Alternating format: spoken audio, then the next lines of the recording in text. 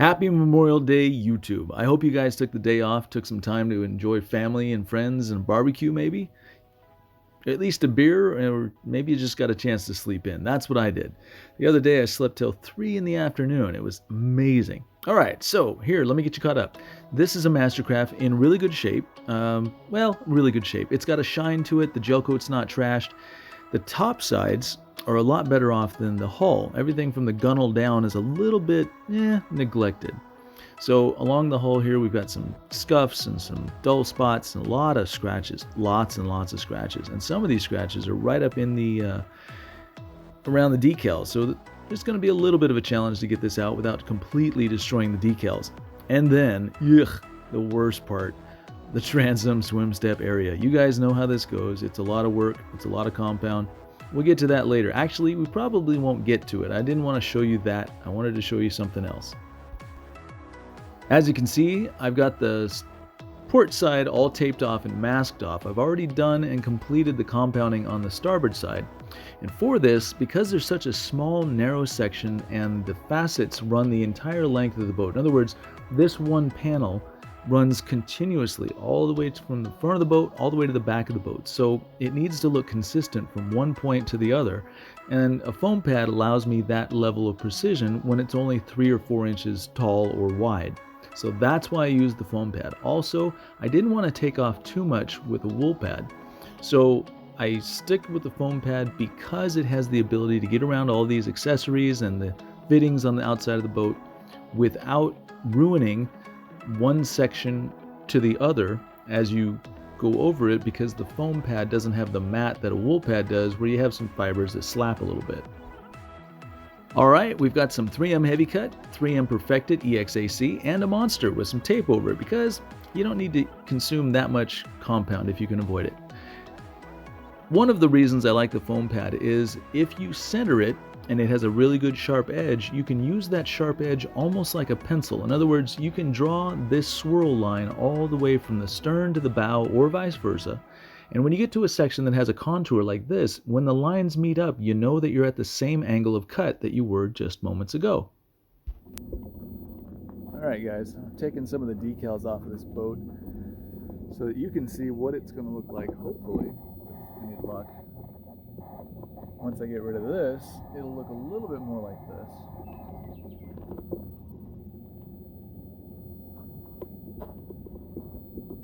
But in the meantime, we're going to work on some hull over here. So, you remember I said that it was a little bit dull? You can see that it gets a little bit dull. And it's right around the decals. There's a lot of scratches. A lot of things in here that we're going to take care of. So.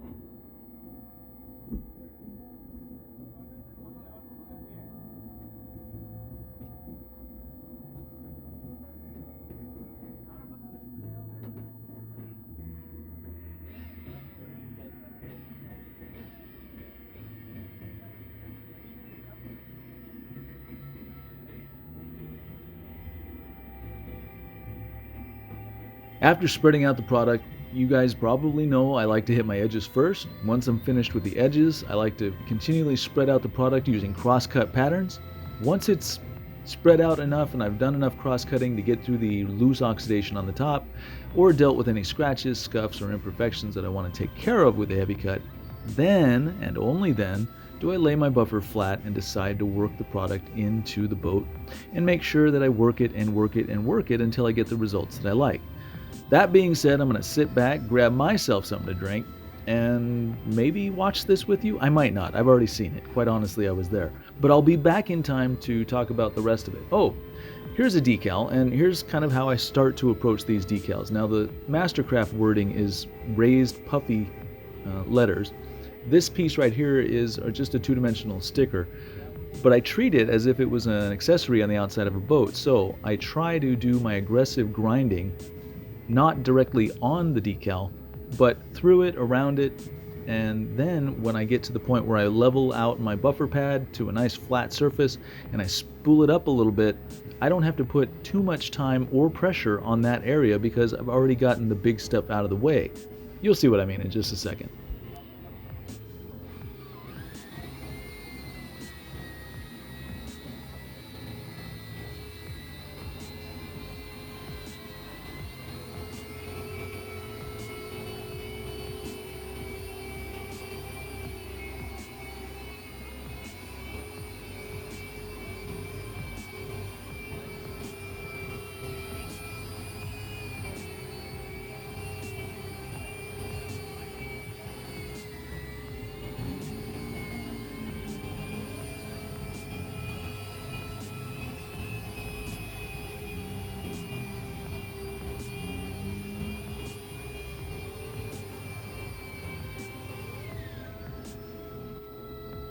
And hey, that 3-foot by 3-foot section is now done. All I've got to do now is come back over it, clean it, and then apply some polish. And you can see it didn't take that much red gel coat off of this boat. So while people are afraid to use heavy cut compound because, oh, you're going to take off too much gel coat. Well, yeah, if you do it wrong. You get a little bit better view right here. So again, I'm going to spread this out. Once I spread it out, I'm going to hit my edges. Now, this section contains a couple edges. There's a little vent right there. There's the gunnel. Then there's the MasterCraft craft section of the lettering that I'm going to work a little bit extra. And you can see how I do that. But it's basically the same stuff. Spread out, edges, crosscut, flatten, finish.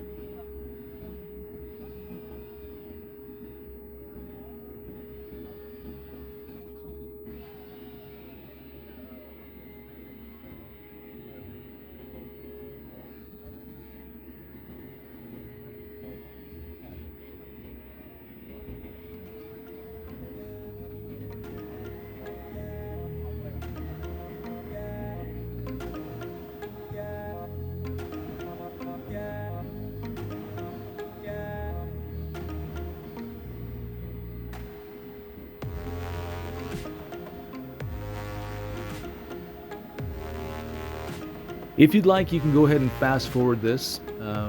It's basically just hitting all the edges of the letters and hitting them from 2 different directions and then going flat over them.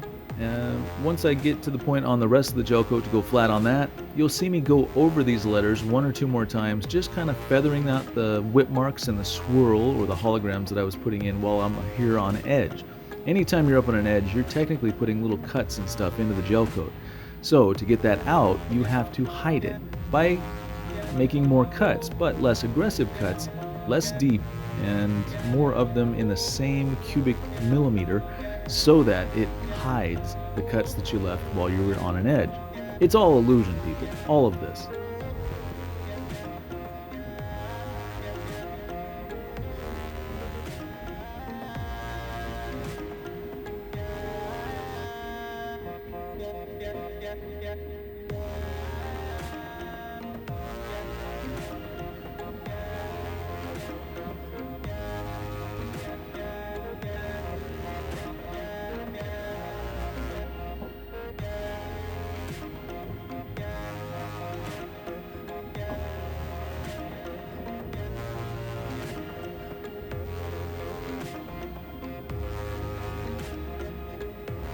I put a lot of effort into getting around the edges of these letters, so while I'm going a little bit faster and a little bit more dangerous and reckless to the decals, I avoid them, and I don't really get into them but once or twice at this speed, and after that, I just slow it down. You're never going to go wrong by slowing down. There's no real need to go fast. I do it just because nobody wants to watch an 80-minute video when I can do it in 20.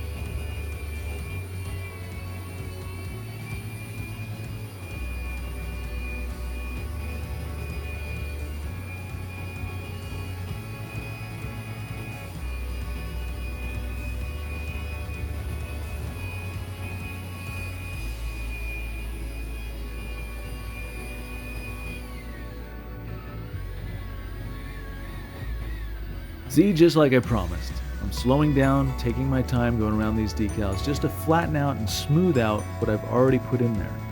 One more pass on edge just to take out any latent compound that's sitting on the edges and make sure that the edges are nice and sharp and clean when I do get to the point of waxing the area of the boat that you're looking at. That's why I'm doing it. Now I'm effectively, quote, flattening out, although you can see the buffer hops around a lot on these raised letters. So it's not flat, but it's about as flat as I can get it. And going slow gives me more control than if I was trying to go over this flat at a very high speed. And now I'm just going to wipe off the residue from the compound so that we can get a decent idea of what it's going to look like when I'm done. That's all this is. It's not really the final step before I wax. You guys know that we wash the boat with soap and water and then dry and then put on a polish, protectant, sealant, wax, whatever.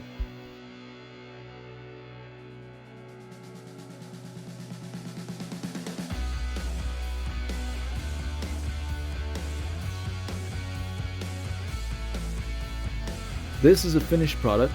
Top and bottom of this boat have been done. The sun is hit or miss today. I didn't want to waste a lot of time trying to wait for that golden moment where the sun was super bright. There's a lot of clouds in the sky and it's just poking through every once in a while. But I wanted to give you an idea of what the transom might look like once I got done. So while I haven't at this point done very much on it, I do tend to use my sections as guideposts to where I've been as well as where I'm going. So when I'm working on the side of the hull, I like to continue my work further around to the transom, at least a couple inches, just so that it's easier to blend the two sections in later on when I do get to the transom. Now there was a decal right there to the left of that eye hook, just like there was to the right of the eye hook, and you can see that while there are some scratches not put in there by me, the previous person who dealt with that decal tried to scrape the sticky off and they didn't succeed. But the other side was finished as well the same way, a couple inches over from the apex of that corner. That way when I do the transom, it's a lot easier to blend those together. The side of the hull came out really, really nice. The top came out really, really nice. I'm glad that I chose the foam pad on top. I'm glad that I chose the wool pad on the bottom. Everything about this project is coming together really, really well. And you can see with the foam pad, you're able to get right up against your non-skid, those hatches, the hinges, the cleat, and you're able to, on a very small section like this, keep that pad flat. Even though the section is only an inch or so wide, you can keep it generally at the same plane that you were cutting at when the section was 5 or 6 inches wide. Really neat factor to have.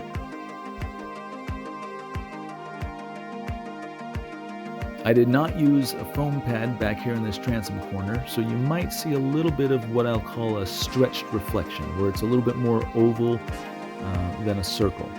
And here's what it looked like all done. The sun was going away, it was late, I didn't have time to do a video, but I appreciate you guys taking the time to watch this. Feel free to hit up the comment section, maybe leave a thumbs up.